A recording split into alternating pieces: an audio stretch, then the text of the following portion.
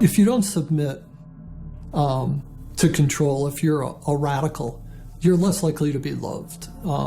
You're not fitting in with society. You're viewed as an outsider. There's a lot of social prohibitions about the outsider and the person who's going to upset things. From the time we're very young, we're taught to, worship authority basically because that's our key to survival as young children. But as adults, we never go through the rites of passage that tell us how to methodically think for ourselves, and thus we're always in a state of extended adolescence. Well, we take all this stuff, whether it's the television or it's the enculturation, the schoolyards, the teachers, we take this whole system, we put it into our unconscious mind. And it is the GIGO that comes out, garbage in, garbage out. We simply, in that computer language, have harnessed our own power by accepting all these beliefs as though they are factual, whether it's the flat earth of Columbus, or it's the idea that I'm not good enough to be or to do something I've dreamed to do. To the degree that the individual loses a sense of what freedom really means for himself, mind control is working. This is the constant battle and the struggle. What does my freedom mean to me? What is it? How deep does it go? How far-reaching is it? Individuals come already with their rights. They're born with their rights. They're inherent. They're hardwired. They're hardware. It's tragic. They've lost their sense of the importance of the individual. Each individual. We're not animals. We're individuals. We're created in the image of God. And so what you have is everybody's born into this control structure. Everybody's born into authority. Everyone's born into this situation. But just because you have an authority making decisions for you at some point when you're very young, too young to take care of yourself, doesn't mean you should always cater to authority your whole life. Fatalism, defeatism, what Bob Marley called mental slavery. That's was a huge thing that he would sing about. How do we emancipate ourselves from mental slavery? Have we moved to that point of such slavery that we're too far gone? And just kind of letting it all flow by and being apathetic about it just gets you in a position of being controlled. There are some people that don't care. There are some people that don't know and don't want to know. It is very frightening. If you really look at it, you would be left with the understanding that you were obligated to do something about it. And, people work really hard every day and they just want to relax and enjoy their life. We have established a framework for the most part, works pretty good. People enter into this contract with society. That contract allows them to follow certain rules and expect certain returns on their investment of working within the framework of the contract. Human beings form habits. At some point in our lives, many of us realize that the lives we are living are not those which we have imagined, but rather lives reflecting others' imaginations, as if we have been unwitting actors in someone else's script.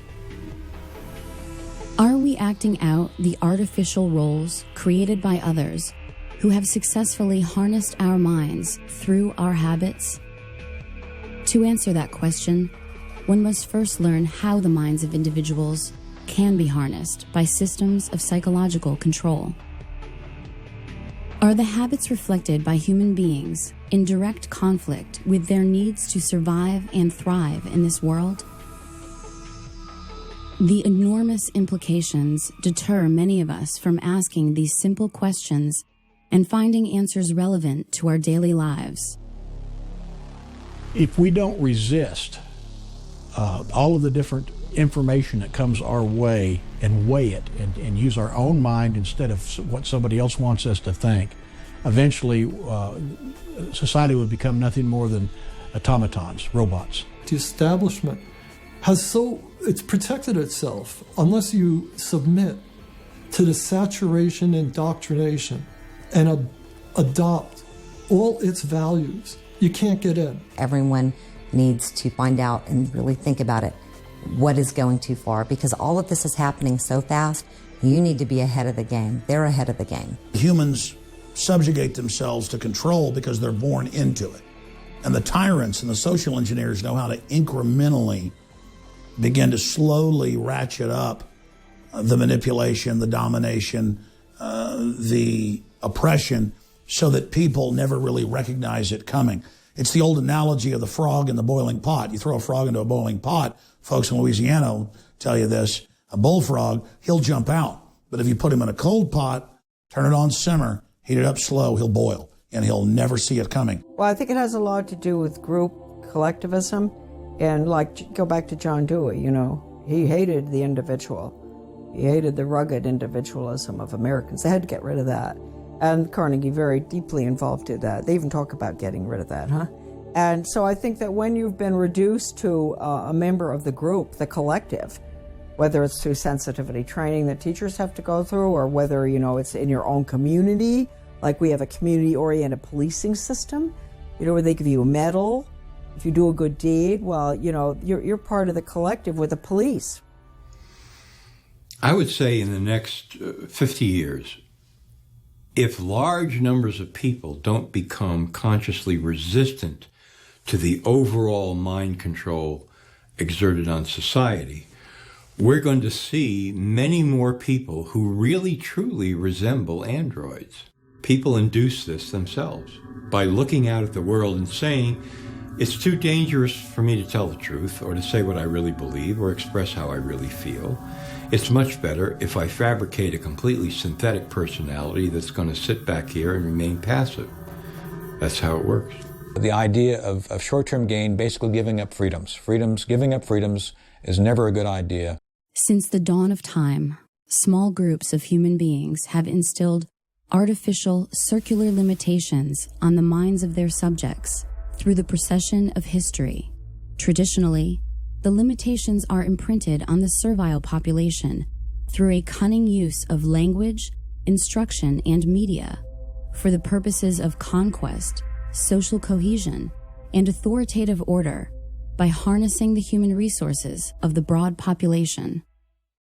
Human history reflects countless stories, regardless of what era you happen to live in, and the common thread throughout these stories is that of the struggle between the state, whatever its form, and the individual, the goal of which is to harness and subsume the individual, willingly or unwillingly, into its group collective. The role of authority is a predatory system that sees the individual basically as a unit of energy. The first forms of mind control go back to prehistory. And you would simply have a priest class that developed technologies of herbs and medicine and had a value to the tribe. But pretty soon the priest class would start studying the sky and when there were solar and lunar eclipses, and would say, hey, the sun's not going to come back on this date unless you make me king or unless you give me total control. And the people would say, okay, we saw the eclipse when you said it was coming. You know, the snake god ate the sun to the moon. What do you want? I want your firstborn child. Sacrifice him to me. Every culture does that. Every culture at one time or another demands human sacrifice because that's the state or the priest class demanding absolute, total fealty and submission to it. Mind control has existed since the dawn of time. Only the methods have changed. Elites have always known, if I can control the minds of my people, I control them. Only the technology has changed. It's still the same program. It's never stopped. Sun Tzu, within the works of The Art of War, talk about the fact that if you can understand your enemy so well to the level of where you can psych him out, basically defeat him before you put one boot on the battlefield, you've become a true master of your domain. The Greek author Plato embedded several key characteristics of ruling groups in his monumental work known as The Republic. Therein, he introduces the term cybernetics as a description of steering the ship of state, emphasizing crowd control. Plato memorialized the essence of the scenario used to control individuals to this day, to make them part of the group or state. This is famously known as the allegory of the cave, a useful strategy which is emblematic of the history of mind control. The idea of cybernetics first shows up in Plato's Republic. I believe it's book 6, and in the Greek original text it's read kybernetes. But you can easily discern how this word tied into cybernetics, the control of not only nations, but how the making of individuals into the collective that forms nations came about. As we've moved through history, every great leader has had to understand the potential of information, the potential of speech, the potential of words, the potential of books. What is a citizen, if not someone willingly or unwillingly participating in the machinations of the state? How would we acquire the habits of citizenship without stimulus from the state and our response to it? Attention! Attention! This is your beloved leader, Og the Exalted. There will be a special giant joy rally today at Og Memorial Stadium.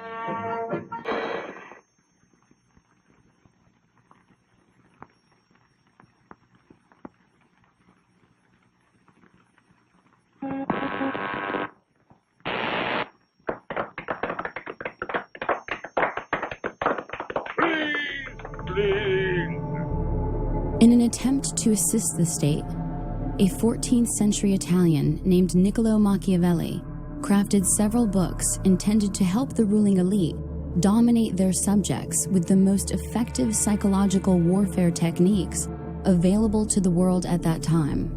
And he was trying to convert the Medici family into hiring him to provide political advice. Conspiracy is the story of history. It's the story of plunderers taking care of people who produce.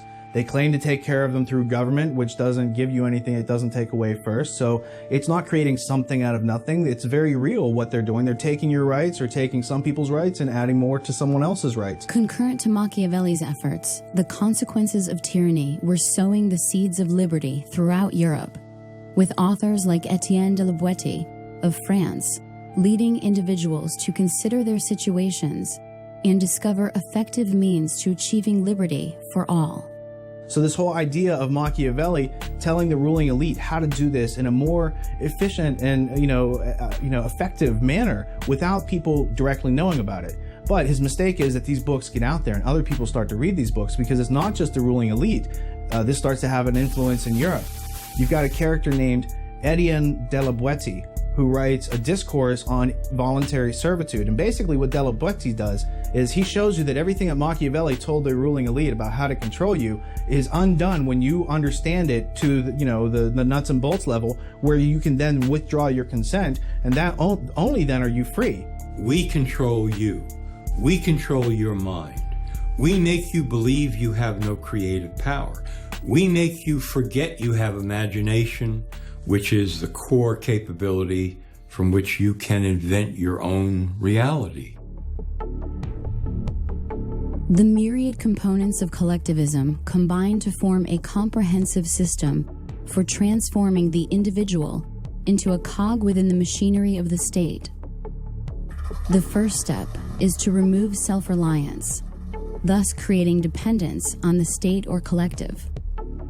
The next step is to create a motivation based on fear of scarcity, as opposed to creativity and productivity.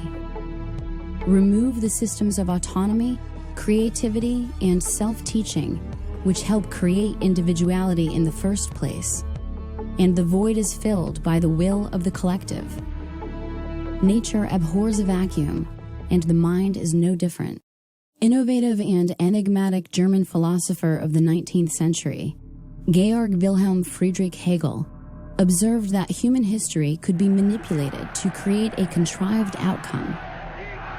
Hegel's essential observations of the methods by which history may be authored by a small group translate into a world in which an individual's choices may be engineered away from his needs. How to engineer the opinion of the American people so that they would fully endorse, not only endorse, but demand a war. There's another one. Another plane just hit.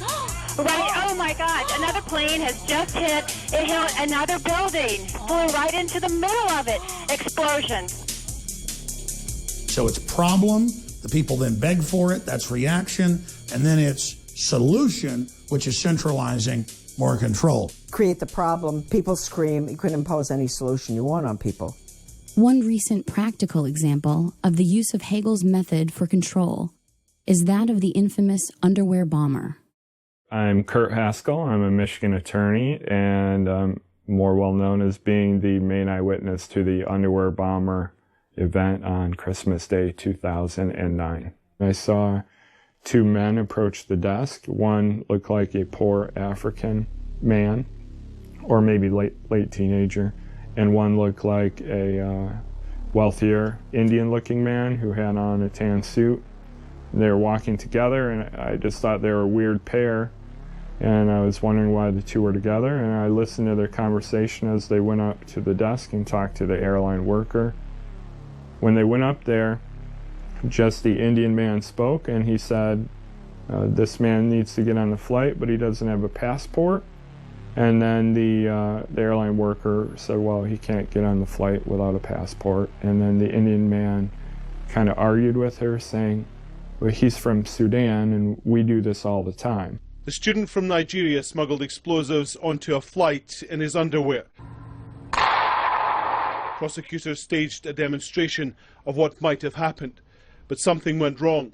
Abdul Muttalab's trousers burst into flames. Passengers and crew grabbed him. The plane landed safely. A source has confirmed that Farouk Muttalab is the son of Alhaji Muttalab, former chairman of one of Nigeria's biggest, wealthiest and most respected banks, First Bank of Nigeria.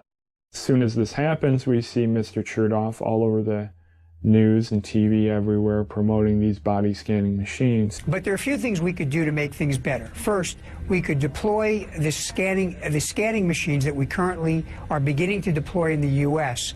that would give us the ability to see what someone has concealed underneath their clothing. To meet agendas in conflict with the needs of individuals, the ruling class creates an artificial crisis to which the public reacts by begging for the ruling class to intervene. The ruling class then enjoys the plunder made possible by removing the self-reliance from individuals. Good morning, everybody. Today's hearing is the third in a series of subcommittee hearings focused on some of the causes and consequences of the 2008 financial crisis, a man-made economic assault on our country that is still foreclosing on homes, shuttering businesses, and driving unemployment. The combined philosophies of Thomas Malthus, Charles Darwin, and Herbert Spencer led to the development of social Darwinism. Social Darwinism grafted the concept of the survival of the fittest onto the larger social framework. Claims of biological advantages or superiority could then be advanced as justification for future economic policy relating to the poor, and as the basis of Francis Galton's pseudoscience of eugenics in the 20th century. So Darwin comes along about 150 years ago and comes out with his theories on where life comes from, and then it's survival of the fittest, and that the best organisms are able to survive in a competitive environment and move forward in the evolutionary chain. And whether that theory is correct or partially correct or totally wrong is a side issue.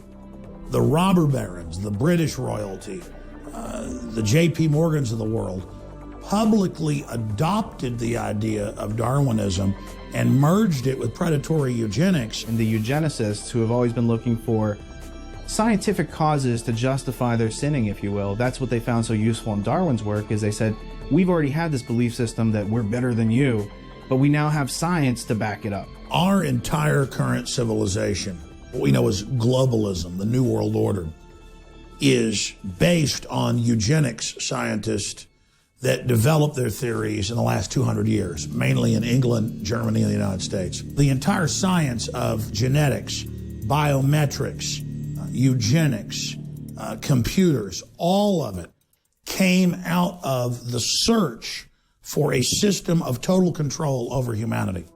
So the issue with eugenics is it claims to be a science of self-adaptation for human species. So it sounds like a great thing if you're an individual. You want to make yourself better. If you reproduce, you want your kids to be strong and survive. However, the people who are doing it are taking and making a bunch of decisions for other people and violating volition and their free will all over the place because that's their modus operandi. In his 1928 book, The Open Conspiracy, former British psychological warfare expert H.G. Wells wrote, "The political world of the open conspiracy must weaken, efface, incorporate, and supersede existing governments. The character of the open conspiracy will then be plainly displayed. It will be a world religion. This large, loose, assimilatory mass of groups and societies will definitely and obviously attempt to swallow up the entire population of the world and become a new human community. The immediate task before all people, a planned world state, is appearing as 1,000 points of light, but generations of propaganda and education may have to precede it." The government of England put massive funding towards the study of humans, and not just medicine, but human behavior. And so all the sciences that the British Empire used on countries that it was attacking and regions it was conquering were also turned inward against their own populations. In 1948, Eric Blair, the British journalist and author who assumed the nom de plume of George Orwell, wrote the iconic dystopian novel 1984. In it, Orwell outlined a collectivist future governed by technocrats, in which a Big Brother totalitarian state maintains control of society through constant panopticon-inspired surveillance, fueled by a perpetual war and emboldened by both covert and overt forms of mind control and mass persuasion. The premise of the panopticon, it was an architectural design that was set up to maximize the power of surveillance. So if the prisoners didn't know, they could never tell if they were actually being watched at any one time, so they would have to assume that they were always being watched. Through 1984, Orwell introduced the concept of newspeak into popular culture, a debased language structure that would suppress the ability of the masses to upset the power of the state by regulating their thoughts through an illusory police force known as the thought police. Orwell's notion of doublespeak demonstrated the cognitive dissonance inherent in tyrannical structures. As the meanings of the words change, the meaning in society is lost. And fortunately, we have been able to raise our standard of living without sacrificing the spiritual side of life, which means so much to the American family. Thomas Henry Huxley, the man known as Darwin's bulldog, produced a number of grandchildren, the two best known and most influential being Julian and Aldous Huxley. Sir Julian Huxley, an evolutionary biologist, was elected as the first Director General of the United Nations Educational, Scientific, and Cultural Organization, and also served as both Vice President and President of the British Eugenics Society. So the Huxley family is highly interesting because T.H. Huxley is the teacher over H.G. Wells who becomes a famous protege. But Huxley's whole family is not only intermarried and working on these eugenics ideas themselves, but they have, he has a famous son and grandson and all sorts of famous cousins that tie into the Darwin-Wedgwood family. So notably, you have Aldous Huxley, who coins the phrase Brave New World in 1932 with his novel, which is really describing a technocratic future by which people are pharmaceutically drugged into loving their servitude. I think what is going to happen in the future is the dictators will find, as the old saying goes, that you can do everything with bayonets except sit on them. That if you want to preserve your power indefinitely, you have to get the consent of the ruled. And this they will do partly by drugs, as I foresaw in Brave New World, partly by these new techniques of propaganda. They will do it by bypassing the sort of rational side of man and appealing to his subconscious and his deeper emotions and his physiology even, and so making him actually love his slavery. I mean, I think this is the danger, that actually people may be in some ways happy under the new regime, but they will be happy in a situation where they oughtn't to be happy. leveraging the fact that the 20th century opened up numerous avenues for shaping and controlling the thoughts and behaviors of the population, the ruling elite contrived new ways of obscuring useful facts while peddling useless ideas to the American people. Advertising, in addition to fundamental changes in education, produced a population of non-thinkers whose false understanding of basic concepts instilled through public schooling led to generations of people who feel they are magically endowed with the ability to somehow attain knowledge without first observing the landscape of available, credible evidence. One such artifact of credible evidence which demonstrates that our lives are being scripted by the ruling class is a 1966 textbook authored by Georgetown professor Dr. Carroll Quigley, titled Tragedy and Hope, A History of the World in Our Time. In it, Quigley details a secret society, partially funded by central banker Lord Rothschild, enacted by Cecil Rhodes and led by Lord Alfred Milner, and the Round Table Journal of International Affairs, which Quigley terms the Milner Group. The first questions most people ask upon hearing of such a book are, why is it so important? And why do so few know about its existence? This is a key book. It's almost like the Rosetta Stone to decode everything they're doing.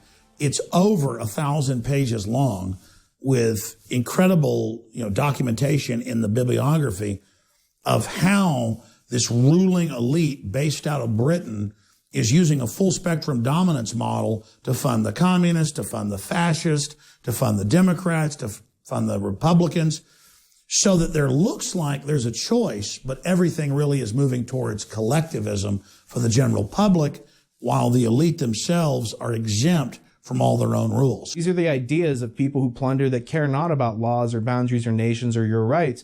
They see might makes right. And so when Cecil Rhodes goes in and creates Rhodesia, you have South Africa and the De Beers whole cartel of diamonds and gold. And then you look at who Cecil Rhodes left his will to, who funded him to go down there and do that. You keep coming back to the historical central bankers that have been manipulating world events as we've been taught them for at least since the beginning of our country. 1776, 1790 is when they start to gain a foothold. They then come over in the 1820s, 1830s, 1840s, pre-Civil War, gain a stronger foothold. And by the end of the Civil War, we're completely switched over to a system that we had fought 60 years before to overthrow. Once the power structure got all the best and brightest students of the world and put them through Rhodes Scholar type programs, not just in England, but in other nations, they could then control the brain trust and have a fully programmed new generation to take control of the governmental, corporate, and media systems to carry out the program. Their goal was to dominate all of those major power centers quietly behind the scenes. And by moving the leadership in a certain direction, then they knew that they could control the masses without the masses even knowing that they're being dominated and led by a very small, powerful elite group. In further pursuit of the science of controlling human resources, the last will and testament of Cecil Rhodes spawned the Pilgrim Society in both America and England, which created a global brain trust. Its goal?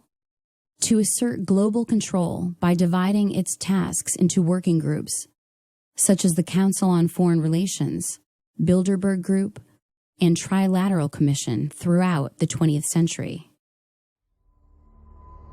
In more recent history, the long-held beliefs of the ruling class regarding control of the individual's body by the undermining of his mental abilities were then furthered by the technological breakthroughs of the 19th and 20th centuries.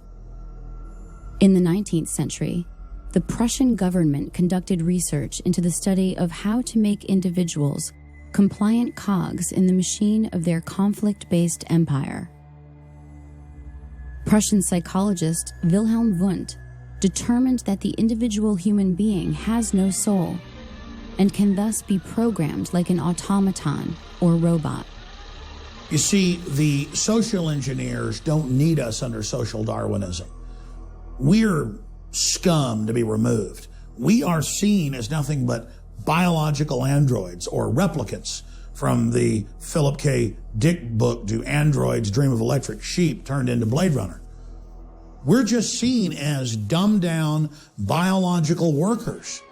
When individual identity has been forsaken, it is much easier to compartmentalize the minds of those being controlled.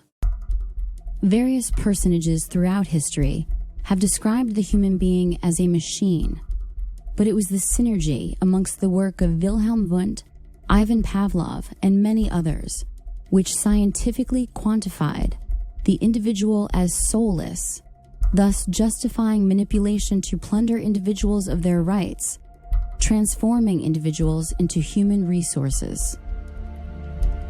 Our system is copied from a 1819 Prussian system that's a three-tiered education system.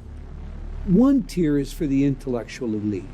The second tier is for the servers of the intellectual elite. They would be the professionals, the doctors, the lawyers. And the last tier is for the lay. It's for the masses. Education, as we know it, is nothing more than mind control. It is the science of control. And the British scientists, the eugenicists, came up with systems to dumb people down and make them submissive. But the German model, in fact, namely the Prussian model, that was designed to create soldiers that were owned by the state, but that were so brainwashed they were proud to go off and march into musket fire. That system, known as kindergarten, is the whole basis of modern Western education. How do you measure the achievement of a nation? If you want to know how we're really doing, take a look at our schools.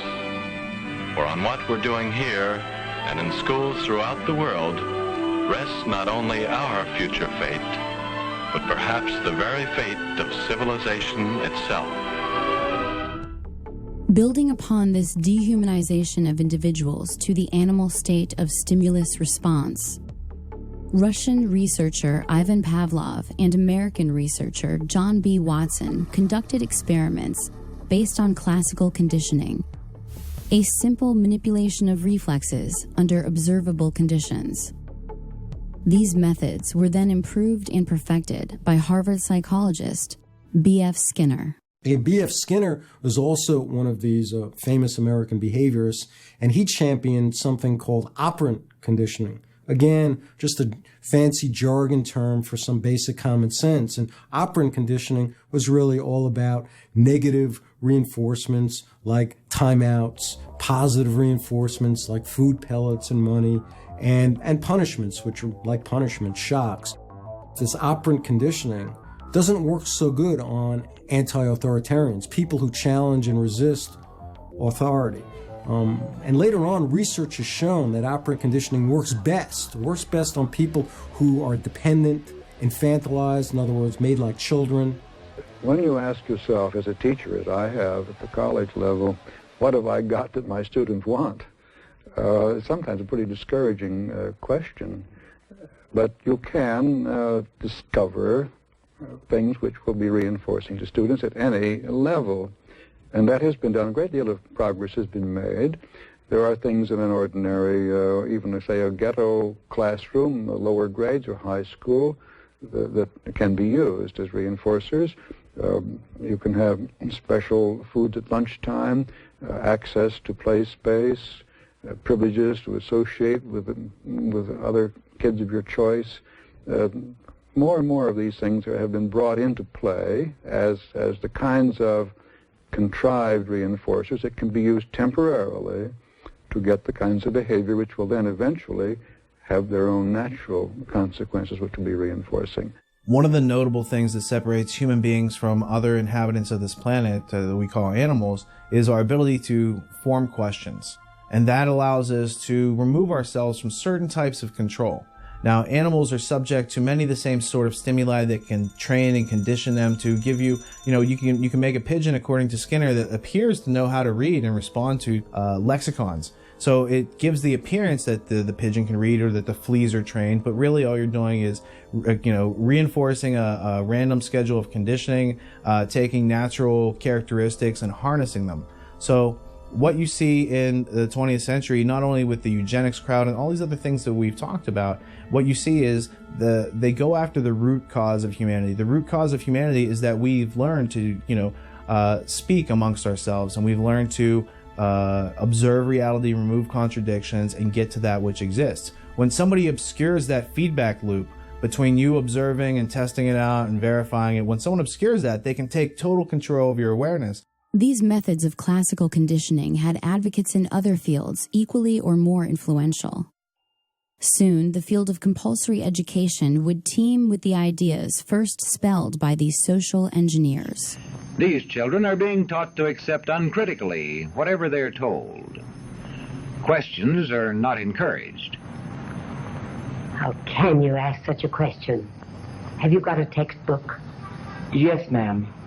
Does it say here that our law courts are always just? Yes, ma'am. Then how dare you question the fact? Sit down. And so we aren't surprised when... But it must be true. I saw it in this book right here.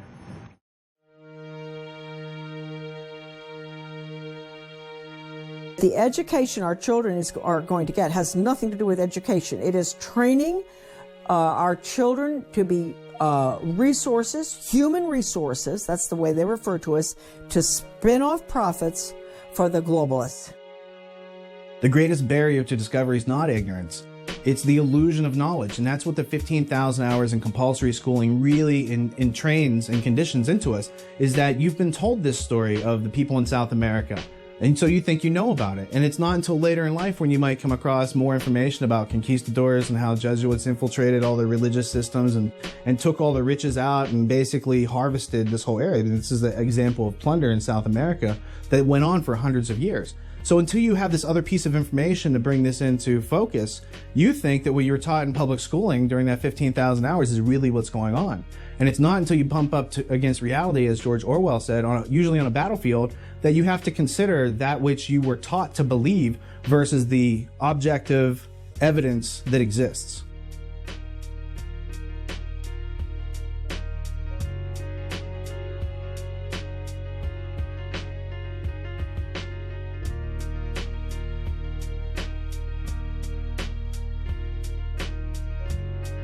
John Taylor Gatto was an award-winning educator in New York who took kids that couldn't even read or write, were headed for prison, and made them top-level students. And then he discovered that he was shut down by the big tax-free foundations so that he couldn't teach the children this information. And he discovered that it was by design that they were dumbing people down to make them subservient biological androids or replicants. That's what we're seen as. But now we're obsolete. We're to be phased out the new robotic systems, the drone aircraft, the drone submarines, the drone ships, the drone robots on the ground. We're all being conditioned, all being acclimated for this. In The Underground History of American Education, John Taylor Gatto details how, beginning in the early 19th century, American travelers abroad were writing on the methodology of Prussian schools and composing travelers' reports, which were very influential on educational techniques in the United States. However, in 1831, it was French philosopher and Minister of Education Victor Cousin who published his Report on the State of Public Instruction in Prussia, which not only led to the consolidation of French schools under the Prussian model, but also directly influenced reformers like Horace Mann in the United States to follow suit. Mann traveled to Prussia and, without even seeing one classroom in session, sought to adopt the Prussian model of education with his annual reports given to the Massachusetts State Board of Education. Mann's promotion of the concept that the state is the father of children was reinforced and expanded by educational reformers throughout the 19th and 20th century. When we speak about enculturated processes, when we talk about the imprinting, of course, I mentioned educators. One of the things that surprises a lot of people, and it shouldn't because it's publicly known, is that our education system is not about educating as much as it is about socializing. Like the duckling in the chicken yard. If you take that duckling and raise it with the chickens, it's going to be imprinted, it's going to behave like the chickens. And in that very real sense, we perpetuate this. The danger is we don't just perpetuate it, we don't just enculturate it, but it's the only sane way we see to raise our children. And the result is there's no escaping it. C.S. Lewis said, when training, which is Skinner, Pavlov, beats education, civilization dies.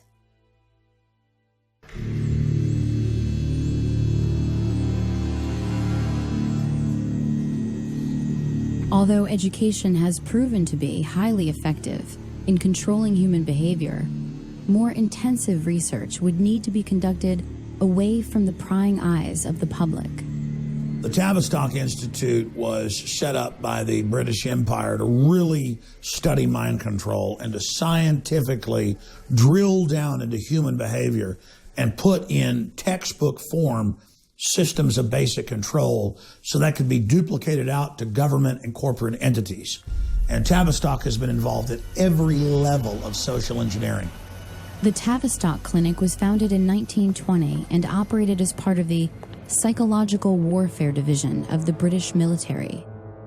It was initially a voluntary outpatient clinic for treatment and research and was made up of general physicians, neurologists, and psychiatrists to facilitate the treatment of neurosis and shell-shocked British soldiers returning home from World War I.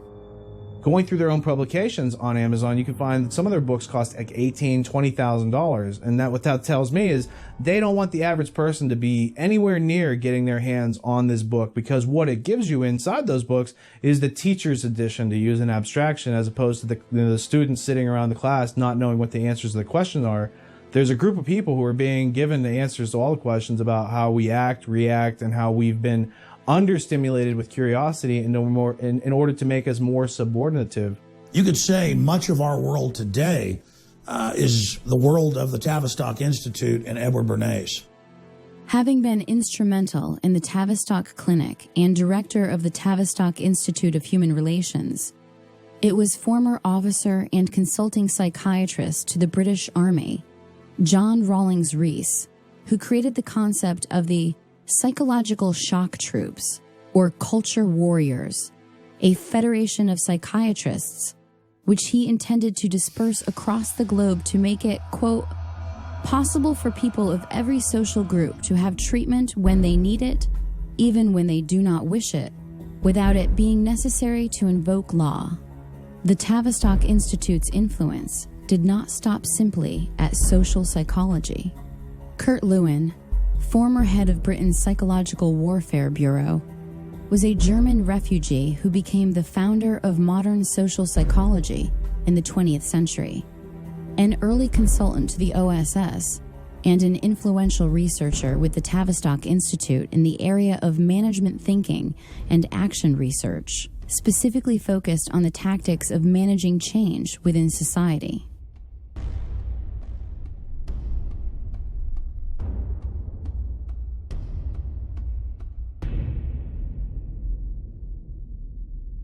No organization of the size and scope of Tavistock can operate for long without ample funding. From whom is that funding derived? Certainly no small part comes from the seemingly benign, tax-exempt foundations of the global elite. I was researching the Rees Committee back in like 1952, 1953, where they went in and investigated major foundations and some of their subversive activities. These foundations put an enormous amount of energy into controlling what is being taught at the schools and how it's being taught, and using schools basically to indoctrinate children to accept their station in life, to accept a collectivist future. According to Dr. Lily Kay, whose expertise was demonstrated in her 1993 book, The Molecular Vision of Life, the Rockefeller Foundation, Caltech, and the new molecular biology. The world in which we are living has been molded, shaped, and continues to be directed by an elite establishment of eugenicists, a ruling class fueled by violating the will of others to attain their goals. Nowadays, almost every adult agrees on one basic goal for all students. Schools ought to turn out good citizens. Yes, good citizens. That's right. Absolutely. This country always needs good citizens. The real goal was to change America from an individualist system into a collectivist system, and in which case it could be merged with the rest of the world, and there would be this great new world order that we hear so much about in recent years. The purpose of creating tax-exempt foundations was not just to collect more money, but to invisibly assert influence over the power centers which control the programming of individuals, specifically to breed the self-reliance out of individuals and prepare them for the collectivist lifestyle planned by the ruling class. Their goal: to undermine personal liberty on biological, social, and economic levels. They came together and decided what they were going to do with this money was to gain control of education in America, not for a philanthropic purpose, but to change the thinking of the American people over a generation or two. The globalist social engineers hungered and desired and coveted the power that the liberty in the U.S. had created. They wanted to take it over, and the tax-free foundations wanted to use it as an engine of global domination, and they've done that. And the Reese committees were the only time when Congress stood up constitutionally and demanded all the big foundations come and testify and open their private books. And the Rockefeller, the Carnegie, the Ford Foundation, they all came and said, look, we're here under presidential directive from more than 50 years ago. We've been told to collectivize the United States, to merge it with the Soviet Union. We've been told to make America more compatible with authoritarian regimes, and we're just doing what we were chartered to do. Until the creation of language, brute force held the key to fear, and thus to the control of individuals through violence and physical aggression. With the innovation of language, the minds of individuals could be harnessed with ideas and beliefs, making less significant the physical dominance of previous generations. This is how, for example, men of small stature could keep otherwise brave and ferocious gladiators as household slaves, whose deaths could be used for profit and entertainment. Out of the ashes of World War II rose the specter of human experimentation in the form of the 1939 to 1945 exodus of Nazi intelligentsia to continue their research and experimentation under the protection of national security. After being denazified, they were given new identities to live among those against whom they had fought. We brought Werner von Braun over here and several other scientists, including those that were involved in concentration camp medical experiments, including mind control experiments. A lot of these guys were, as far as the State Department was concerned, war criminals. They were linked directly to the Nazis and therefore couldn't get visas, couldn't come into the United States. So the CIA set up this series of programs to route everybody around the State Department visa requirements, get them into the country. Everybody knows about the race at the end of World War II to get Nazi scientists. The Russians wanted them, the United States and England wanted them. And the United States and England got most of them because the Nazis didn't want to go to the Soviet Union, another authoritarian system. They wanted to go to a, quote, freer system. And like an infection, they came to England, Canada, and the United States. And it wasn't just over NASA and rocketry with Werner von Braun and Goddard and others. It was tens of thousands in mind control and torture and military science and surveillance. And the CIA got modeled to a great extent off of the Gestapo. And so we see really the evil of the Nazis being transplanted back to the United States and England, where the eugenics philosophy that they had embraced had originally sprung. The Office of Strategic Services, the precursor of the CIA, under the direction of William Wild Bill Donovan and Allen Dulles, recruited Nazi scientists and aided their importation into America. Among them were rocket scientist Wernher von Braun and the aeronautical physician Hubertus Strughold. The problem that the United States was facing was there was all these German scientists who were kind of in the wind, loose, wasn't clear where they were going to end up. And the French, the British, the Russians, and the Americans were all trying to recruit them. The Germans had developed lots of different advanced weapons. And they'd also done a lot of experimentation on human beings in the concentration camps. So they had a lot of medical data that we didn't have. They had, of course, the rocket scientists and the airplane scientists and all of the rest of it. And Paperclip was our version of going into Europe and finding these guys and bringing them to the United States to work. What we're missing in the documentation, we have physicians, aerospace medicine people, film people, ball bearings, projectile experts, all kinds of scientists. We're missing from the story the psychiatrists. But there must have been psychiatrists brought over, in parallel to Strughold under Paperclip. German financing came from America, came from Wall Street, and came from American corporations. Even the political support that Hitler got in Germany was, to some extent, traceable to American influences. Prior to World War II, American financiers, banks, corporations, all decided that there was money to be made in pre-war Germany. After all, they all knew that Germany was preparing to become a military aggressor, and it needed money to construct vehicles of war. They were spending a lot of money designing and building tanks and airplanes and military carriers and things like that, submarines, ships, and there was money to be made. And so Wall Street and some of the largest corporations like AT&T and even Ford Motor Company got very much involved with the Nazi regime. The experiment that went on became known as Nazi Germany starts in World War I and the Versailles Treaty in Paris 1919, basically giving the Germans the short end of the stick, giving them war reparations that they can't possibly pay, totally unrealistic. Now, this famous German banker named Hjalmar Schacht gets together with a guy from the Bank of England named Montague Norman, and they create something in 1932 called the Bank for International Settlements. And they use this as a clearinghouse for all the national debts, but really it's being used to launder money. What you find then is that same group, Hjalmar Schacht, becomes Hitler's banker. So Hitler is totally financed by these people who are making their lives out of pulling the wool over other people's eyes. And at the same time, they want to have the National Socialist experiment to test out the Prussian education system that they're using and about to roll out all over the world. Following the 1945 completion of Operation Paperclip, the CIA created MK-Ultra, a top-secret mind control research project which was managed by Sidney Gottlieb under the direction of Allen Dulles. The program began in the early 1950s, was officially sanctioned in 1953, and officially terminated in 1973. The program engaged in many illegal, unethical, and immoral activities.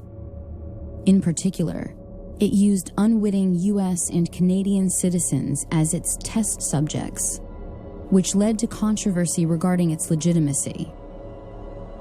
MK-Ultra involved the pioneering of many methodologies to manipulate individuals' mental states and alter brain functions, including the surreptitious administration of psychoactive drugs and other chemicals, hypnosis, sensory deprivation, isolation, verbal and sexual abuse, and other various forms of torture.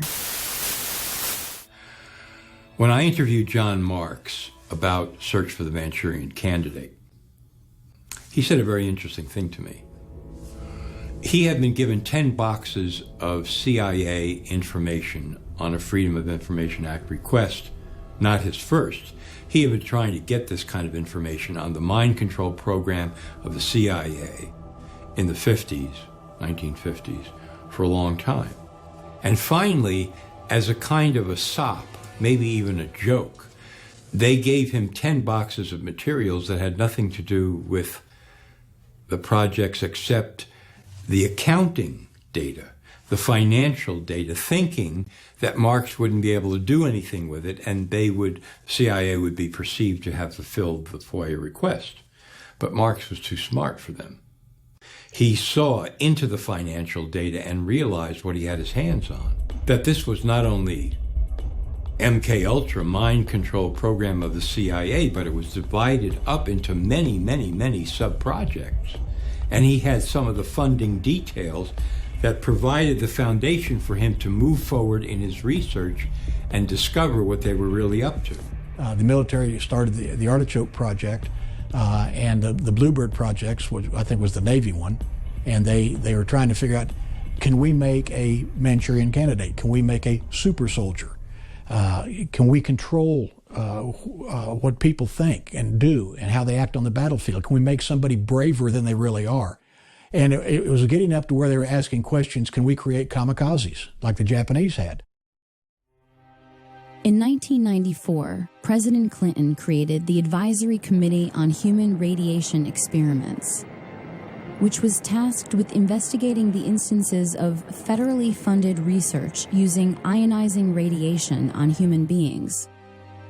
Based on the documents made available to the committee, they identified nearly 4,000 cases of human radiation experiments taking place between 1944 and 1974. This included a series of federally funded experiments in which unsuspecting hospital patients were injected with plutonium. Many details of MK-Ultra experimentation were disclosed during a public hearing before the advisory committee. I'm going to start. My name is Valerie Wolf. In listening to the testimony today, it all sounds really familiar. I am here to talk about a possible link between radiation and mind control experimentation that began in the late 1940s. The main reason that mind control research is being mentioned is because people are alleging that they were exposed as children to mind control, radiation, drugs, and chemical experimentation, which were administered by the same doctors who are known to have been involved in conducting both radiation and mind control research. Written documentation has been provided revealing the names of people and the names of research projects in statements from people across the country. It is also important to understand that mind control techniques and follow-ups into adulthood may have been used to intimidate these particular research subjects into not talking about their victimization in government research. People talk about MK-Ultra in two senses. It's kind of like an umbrella term for all mind control programs. But technically, it's just a specific program that ran from the 50s into the 60s. And it stopped in 64. Therefore, MK-Ultra could not be operational today. But something like MK-Ultra with a different name surely must be. And I don't think there's any doubt in my mind at all that clearly mind control methods are used at Guantanamo Bay. I mean, there's all the hallmarks of mind control. There's hooding, there's forced sitting positions, there's sensory deprivation, sleep deprivation, all kinds of attacking the person's belief system, sexualizing the interrogation, subjecting them to things that go against their religious faith, probably hallucinogens and drugs, can't document that, waterboarding. So all the components of a mind control program are in place there. The hearings weren't really about that, and the women didn't have solid documentation, but they told the kind of stories that I hear over and over from mind control victims. So Claudia Mullen and Christine Nicola get up on the stand in Washington and they say, yes, radiation, but it was only one part of mind control experiments that we were subjected to by the U.S. government starting out when we were children.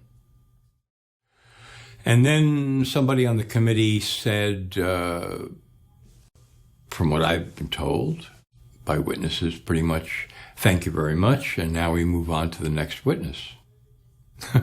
Right. Like, let's pretend none of this took place.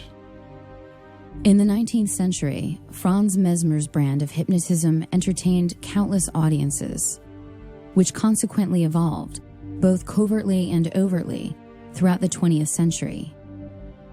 CIA's Dr. George Estabrooks a graduate of Harvard University and a Rhodes Scholar, finally created methods of reliable hypnotism, enabling its application to the science of social control. George Estabrooks was a Canadian-born psychologist whose career was at Colgate University in upstate New York. As early as 1943, in his textbook Hypnotism, he described in great detail, going back to the Second World War, taking Marines or other military people, using hypnosis and other programming on them to create a new personality. So he calls that Jones A and Jones B. And the new program personality would be given an assignment, which could be a career, penetration, any kind of assignment. And the out front regular person would have total amnesia, complete lack of knowledge of the assignment. Estabrooks was a leading authority on hypnosis, programming soldiers during World War II to act as couriers, who were not aware they were hypnotized operatives on a mission. In this manner, the OSS targeted political objectives through the covert methods of assassination and espionage, leveraging the science of hypnotism. Where hands-off hypnotic and pharmacological methods fail, the physical application of actual electrical stimulus directly to the brain becomes the next logical step. In 1964, Yale neuroscientist Jose Delgado implanted radio-controlled electrodes into the brain of an aggressive bull in an attempt to control its behavior in a ring with a matador. With the push of a button, Delgado himself was able to stop the bull in mid-charge. He didn't stop with the bull, but also conducted experiments on cats, monkeys, and even human test subjects. You had people as young as 11 he was doing this to. One was a 16-year-old girl, and there's pictures in his books where she's kind of staring off into space, vacant. Another, she's strumming on a guitar. Another, she's pounding on the wall, all based on what button he's pushing on the transmitter box. Delgado developed what he called a stimoceiver that allowed him to target specific emotions and regulate behavior by aiming radio stimulation at different regions of the brain. His idea of the future is, and this he was totally serious about and described in detail, we're going to put electrodes in the entire population, except probably Dr. Delgado himself, and a few elite generals, and we're going to control the entire population. And this is not going to be fascism, this is going to be the next step in evolution. Dr. Donald Ewan Cameron was a Scottish-born psychiatrist who was president of the American Psychiatric Association from 1952 to 53, and later first president of the World Psychiatric Association. Cameron was directly involved in the brainwashing attempts of Central Intelligence Agency's top-secret MK-Ultra mind control program. Under directives from Sidney Gottlieb and funding from the CIA funneled through various front organizations, he spent years researching and experimenting with behavioral modification techniques. It was here that the CIA funded a series of experiments, severe experiments. The work was done by the Institute's then director, Dr. Ewan Cameron. It is the closest experimentation to brainwashing yet disclosed. His work, unprecedented in psychiatry, consisted of three areas which he called sleep therapy, psychic driving, and the ultimate depatterning. Dr. Maurice Dongier, current head of the Allen Memorial Institute.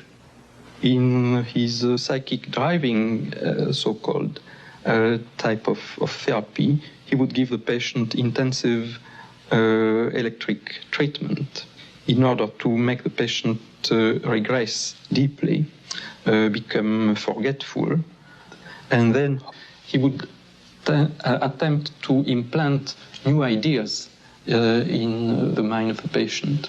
Now, to a layman, it would appear that Dr. Cameron was trying to take the slate and wipe it clean, the slate being the mind.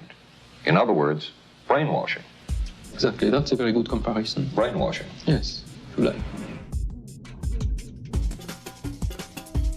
Dr. Ewan Cameron was a MKUltra contractor.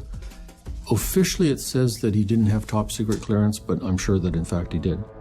The reason I say that is he was at different times president of the Quebec Psychiatric Association, the Canadian Psychiatric Association, the Society of Biological Psychiatry, and the World Psychiatric Association. Ewen Cameron was the most famous psychiatrist in the world during the 1950s. You name a psychiatric association of any size or scope, he was the president of it. He became a psychiatrist. In fact, at one time he was the president of the World Psychiatric Foundation, and he ended up immigrating over here from Scotland and was working in Canada under Sid Gottlieb, and he headed up one of the projects dealing with LSD and with different types of mind control projects. He had especially hypnosis.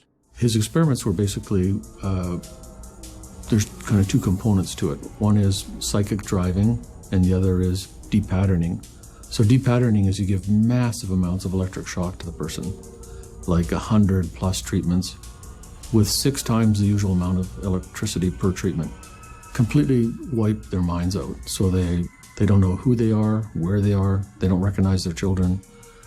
And then once they're in that state, you can add on barbiturates and other drugs, keep them asleep for weeks at a time, or kind of like half asleep, and then play tape loops over and over and over and over.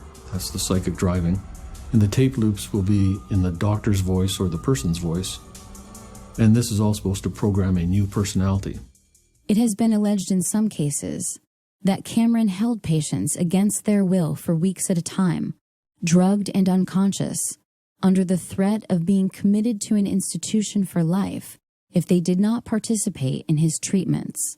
He began a program of torture, and I don't use the word lightly, on patients who had no idea this is why they were coming to him. They were people who came to him for therapy, for help. And he experimented on them as a torturer would, to create new personalities.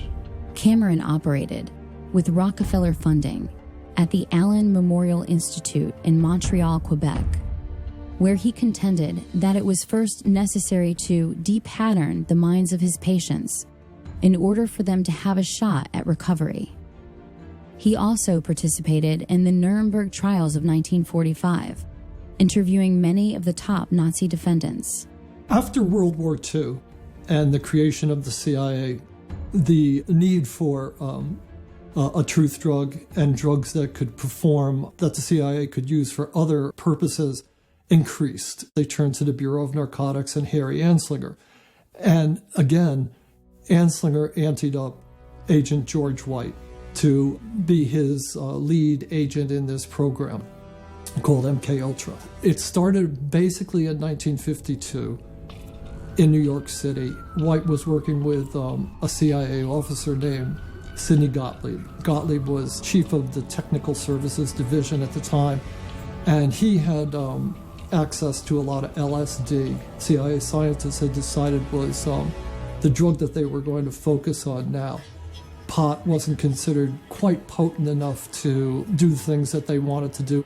White conscripted a couple of federal narcotic agents to help him, a couple of informants, narcotic agent informants to help him, and went into the streets of New York and got a softcore pornographer named Gil White to help him as well. Apparently White had his own sexual perversions, which have been written about. He was into S&M, so he had a couple of qualifications for the job, which went beyond just being a federal agent who could perform these functions. He actually was good at acting out the sorts of things that went on in the drug underworld. In 1953, the program was formalized, and it was called Midnight Climax. And White had a safe house in New York City, which the CIA outfitted with a two-way mirror, with microphones and recording devices, so that White and the CIA scientists could actually film people who had been surreptitiously dosed with LSD. The program expanded beyond merely LSD. And what they found out was that the safe houses themselves were probably the most valuable aspect of this program. Prostitutes that were in their employ that would bring people to these apartments, and they could actually record them while they were doing drugs. In 1960, the CIA opened another safe house in New York City. And I talked to the people who were running this safe house.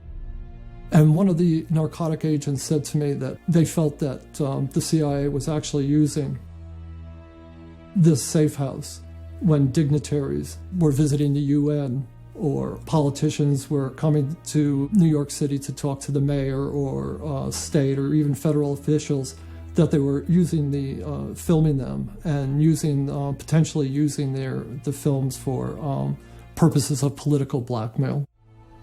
Another CIA-funded Harvard graduate was Dr. Martin T. Orne, whose expertise in hypnotism, psychiatry, and psychology was a valuable asset to national security. A close friend of Dr. George Estabrooks, Orne's work in hypnoprogramming at Cornell in the 1960s was funded by the Human Ecology Fund and the Scientific Engineering Institute, both of which received funding from the CIA. To provide cover for operations like Midnight Climax, the CIA's MKUltra psychiatrists formed the False Memory Syndrome Foundation to obscure the facts of these covert experiments, creating confusion enough to deny acts of pedophilia, cult abuse, and other inconvenient truths of CIA activities. The False Memory Syndrome Foundation's board was a who's who of MKUltra. There, Dr. Orne was joined by another CIA MKUltra psychiatrist, Dr. Jolyon West, who was the protege of Dr. Ewan Cameron. Like his esteemed MKUltra colleagues, West was infamous for his hypnoprogramming abilities, using words to make patients believe that their memories of abuse were just figments of their imaginations. The people who started the False Memory Syndrome Foundation, Pamela and Peter Fried, stated to the public that Peter had been falsely accused of incest by his daughter, whose name is Pamela. She's now the editor, has been for quite a few years, the editor of the Journal of Trauma and Dissociation, to which I've contributed numerous papers, and it's really the main journal for the study of multiple personality, which was created on purpose in the Manchurian candidate programs under MKUltra, Artichoke, Bluebird.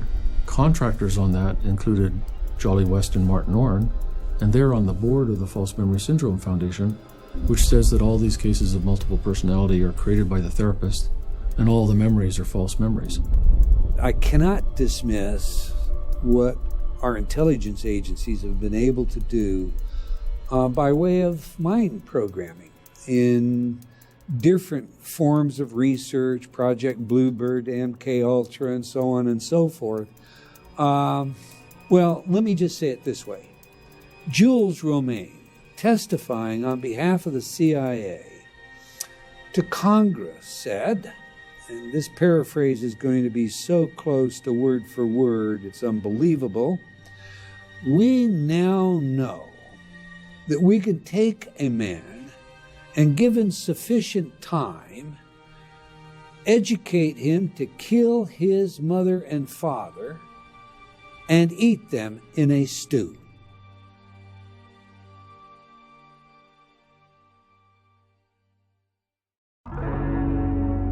How will power gravitate into the hands of those who control information? Through the internet, through wireless networks, through smart grids, smart devices, and smart meters, to monitor and control the personal behavior of every citizen in the grid. How has the role of harnessing the minds of human resources shaped the 20th and now the 21st centuries? This single pattern emerges from all the seeming chaos. The role of science, as juxtaposed to the mind, has not been used to help individuals. Rather, at every turn, at every discovery's emergence, knowledge is being used to restrain individuals. Learned helplessness is just one example. And so in the 1970s, they discovered through these experiments with dogs that if you put a dog, two groups of dogs in a situation, one group of dog, they had control over when they were being shocked. They could use their nose and hit a panel and stop the shock. And another group of dogs, they had the equal amount of shocks, but they no matter what they did, they couldn't control the stoppage of shocks. They discovered this phenomenon called learned helplessness, and that the dogs who had no control over stopping their shocks, they would become passive and depressed, and that when you put them in another task where all the dogs actually had control over stopping their shock by kind of jumping over this short barrier, the dogs that had learned helplessness, in other words, the dogs in the previous experiment who had learned that there was nothing that they can do to stop their pain, they did not bother trying. National elections is not equal to democracy. Democracy means you really have some power over things that affect your life, okay? But when Americans think that their democracy equals national elections, and they go and they have senseless wars and corporate control with a Republican in office like George W., and they think, well, we're going to stop these senseless wars and corporate control, and we're going to go and vote for Obama, this Democrat, and they get, what do they get? Senseless wars and corporate control. And so there's a kind of learned helplessness that sinks in there. How are the attitudes, beliefs, behaviors, and values of a society transformed such that the needs of the individual are always in conflict with the demands of the group? The early 20th century trend of conspicuous consumption, or the trading of that which is valuable and sensible for that which is superficial and frivolous, swept over America and other countries around the world with the help of a few minds who were focused on changing our lives before we were even born. Edward Bernays, the nephew of Sigmund Freud, is well known as the father of modern propaganda and public relations, and for his application of psychological techniques to the field of advertising. People have a herd instinct. They tend to move in groups. They make conclusions based on emotion and feelings and desires. Edward Bernays, the nephew of Sigmund Freud, the archetypal psychologist, psychiatrist, openly bragged that there was a ruling elite that had taken control of society and that could basically program people like machines to walk off the edge of a cliff if ordered to do so.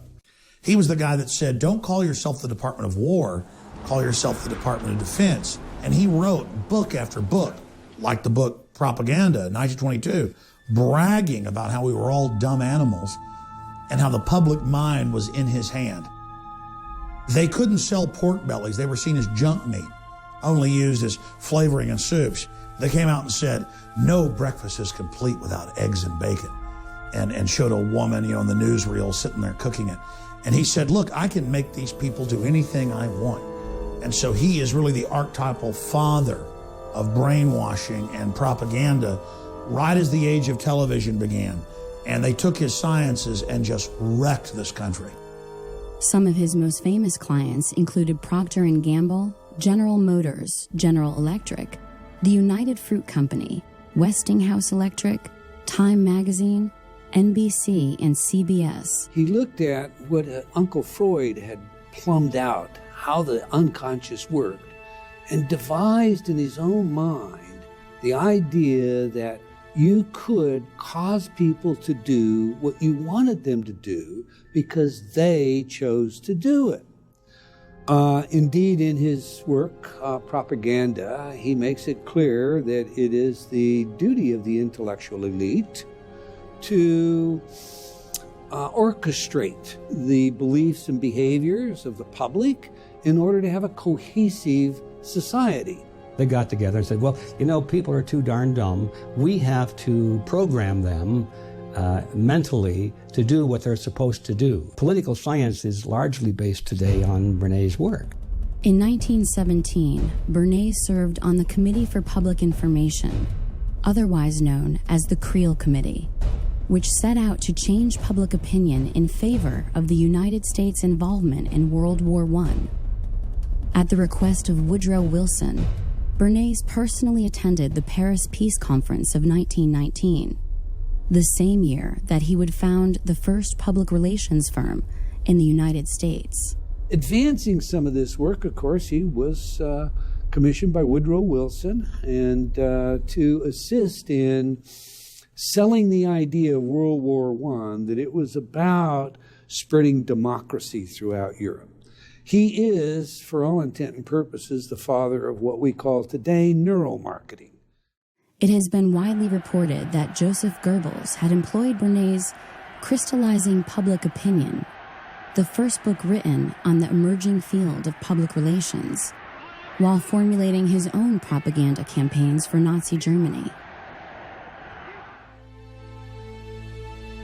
Moving beyond Bernays, other luminaries in the manufacturing of public consent included Walter Lippmann and Ivy Lee, both of whom complemented these tactics by expanding the breadth and depth of mass media entrainment of individual minds. And then I read 1928, a book by Walter Lippmann, talking about public relation and public opinion, and basically saying the same thing, that the public is not inherently irrational, but they can use PR and propaganda and media to play upon people's existing irrationality instead of introducing them to the concepts and definitions of that which exists. So instead of creating world peace by putting everyone on the same page, by giving us a method to discern fact from fiction, they use that gap in our perception to play tricks on us. So that's all I've ever seen during human history, is human beings playing tricks on other human beings. As for Ivy Lee, he was not only popular with some of America's most prestigious corporations and foundations, he also found time in his busy schedule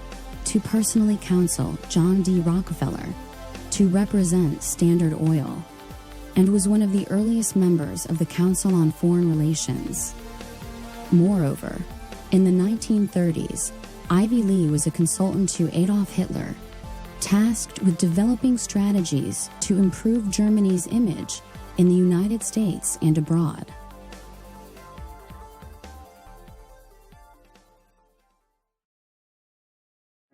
Kids are impressionable. That's why here at this station, we watch the programs and commercials your child watches carefully. He may see bad guys, but not in the role of heroes. He'll learn that crime doesn't pay. Because your child's welfare is our concern, too. That's part of our code. The code of the National Association of Broadcasters for television in the greater public interest.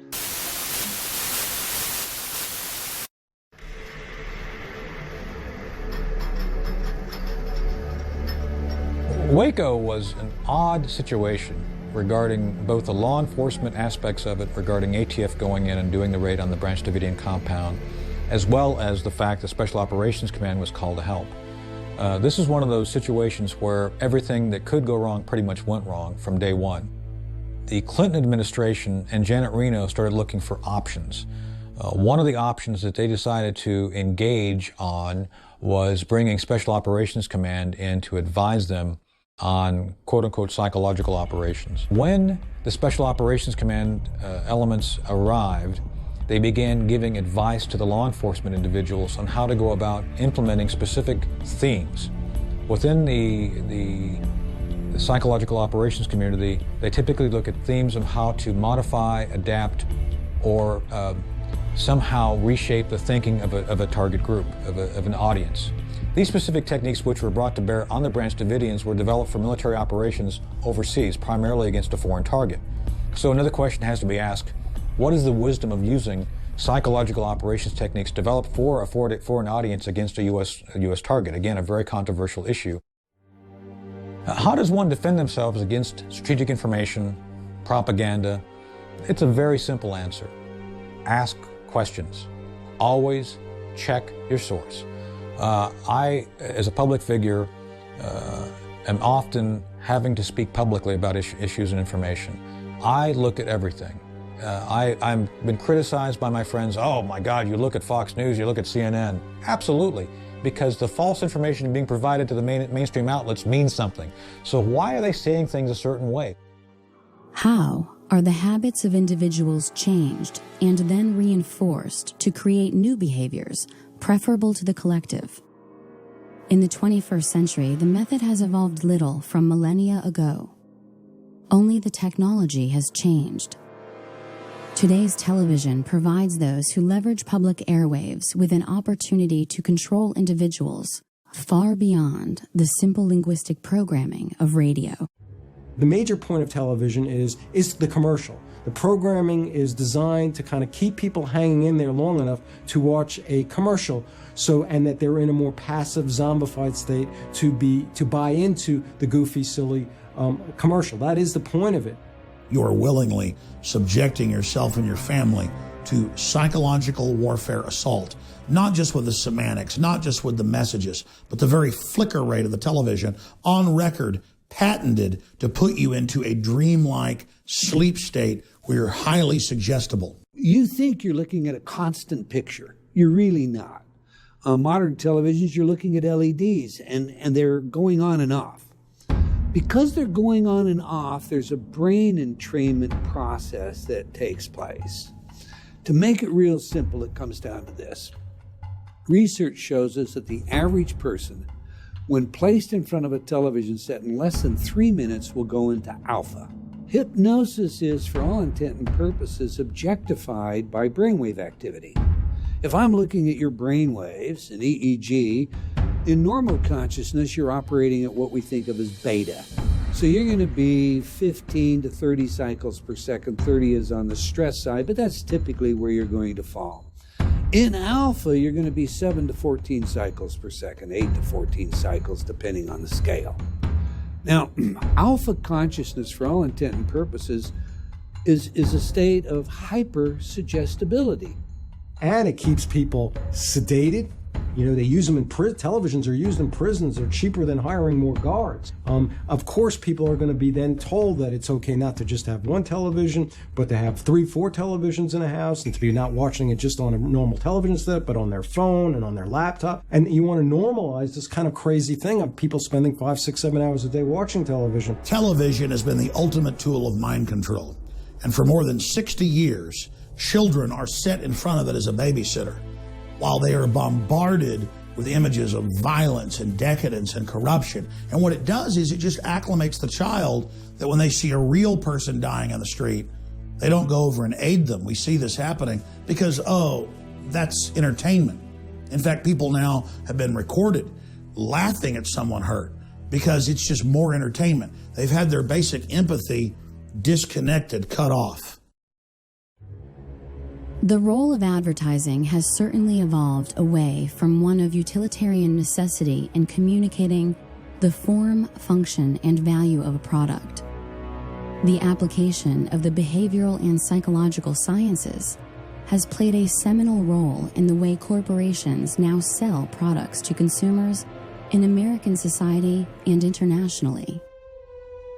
In 1921, after leaving Johns Hopkins University, John B. Watson, the founder of behaviorism, took a job with the J. Walter Thompson Company, and by 1928, he was vice president of the entire firm. Watson introduced new market research techniques into advertising and discovered that sales could be influenced by manipulating images associated with brand names. For instance, blindfolded smokers could not tell the difference between brand name and generic. J. Walter Thompson remains one of the most powerful advertising agencies in the world today. Most people believe that you're going along through life making your own choices, making your own decisions, okay?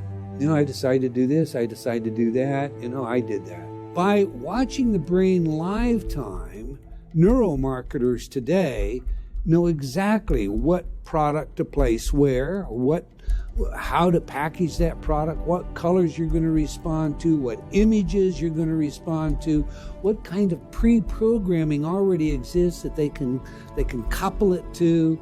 And so when you have a society where people are being told at every level to consume, to buy their way into happiness, and that's their only salvation, that's their only way into happiness, is to then you have what I call a kind of fundamentalist consumerist society.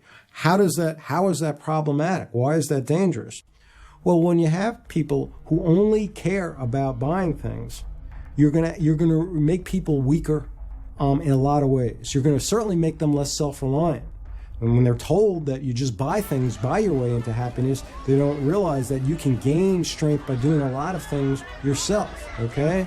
You also make people self-absorbed. A point of all advertising, which is the technology of consumerism, is to get people to care, over focus on every one of their needs and every one of their feelings. So if they're having a bad day, they must focus on that and focus on how depressed they are. Billions and billions and billions of dollars have been spent privately and publicly looking at how to tap into your psyche, how to cause you to make choices that you wouldn't otherwise make, to do things that you wouldn't otherwise do, to consume, whether it's a product or a plank in a political platform.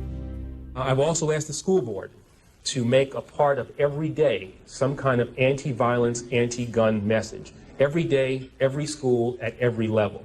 One thing that I think is clear with young people and with adults as well is that we just have to be repetitive about this. It's not enough to simply have a catchy ad on a Monday and then only do it every Monday. We need to do this every day of the week and just really brainwash people into thinking about guns in a vastly different way. To me, with the media just willing to report whatever the government tells it to report, that gives the government free rein to create whatever story or narrative it wants to create for whatever purpose it wants to create a story for. And that's where we're at. That's why when you put on the 6 o'clock news and you switch from one channel to another, they take their commercial breaks at the same time, they tell the same news stories, and they tell the same news stories at the same time.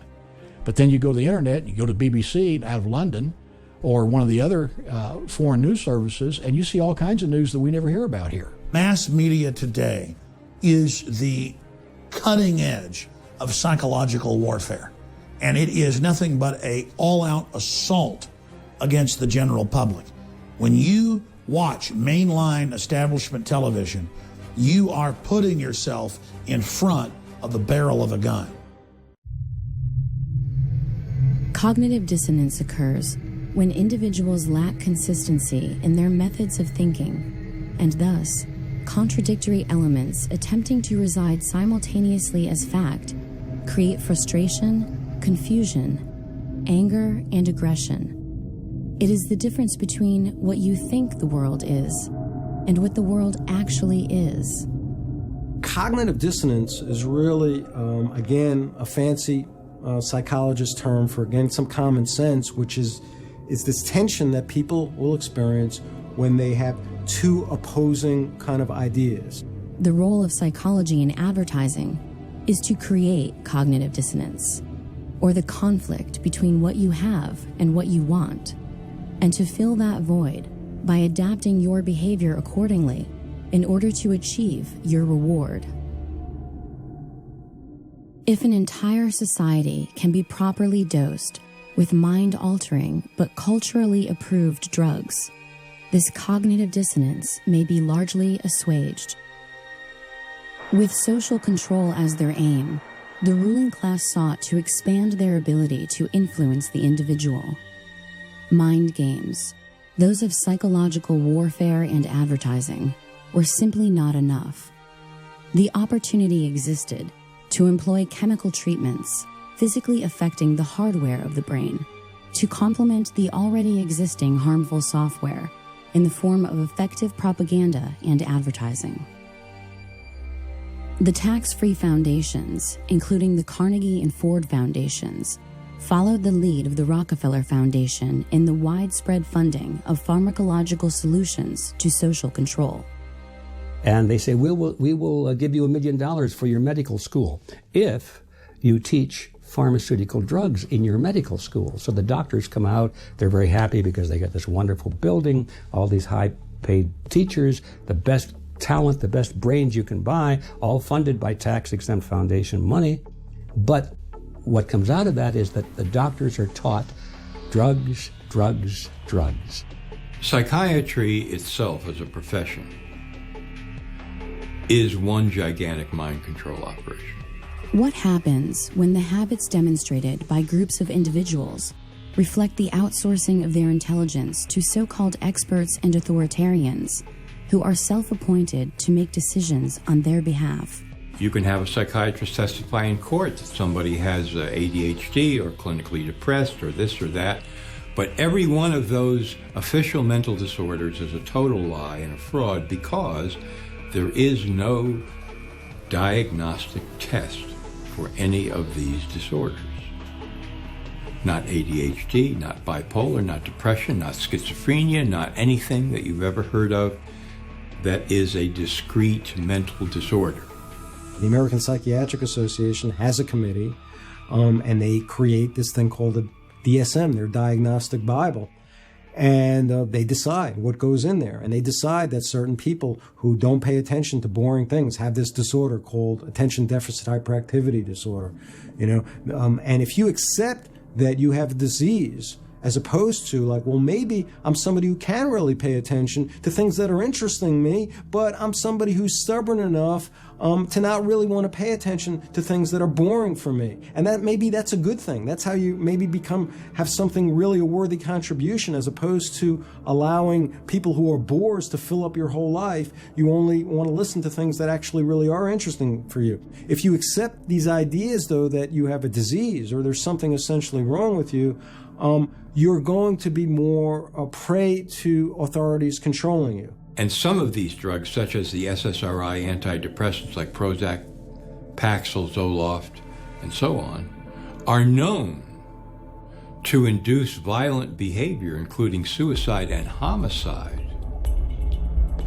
And you have a profession like psychiatry that is seeding the country, like planting seeds in a garden and a farm, with these diagnoses and these drugs. This is Operation Chaos. Part of the problem of psychiatry, when it comes to diagnosis is that they really seem to have no political awareness of their pathologizing of anti-authoritarianism, of stubbornness, of rebellion. This is, I think, a part of the reason for that is I think that an overwhelming number of psychiatrists, psychologists, mental health professionals are more kind of compliant people. And when they see non-compliant, more stubborn, more oppositional kinds of patients, especially young people, that creates a lot of anxiety for them. And so you have this power, and you do this for 10 years, 20 years, 30 years, 40 years, 50 years. These little seeds, which are drugs, you see, that affect the brain in various unpredictable and horrendous ways. And you have that power to do that for 50 years. Don't you think you could really call that mind control? That's mind control par excellence. If habit is thus the enormous flywheel of society, and habit keeps us all within the bounds of ordinance, then it is our habits which enslave us to the so-called children of fortune. For their fortune exists only because our habits prevent us from outpacing the status quo and growing in the light direction. How might we begin to change our habits such that our actions are no longer in conflict with our needs as individuals to survive and thrive in this world?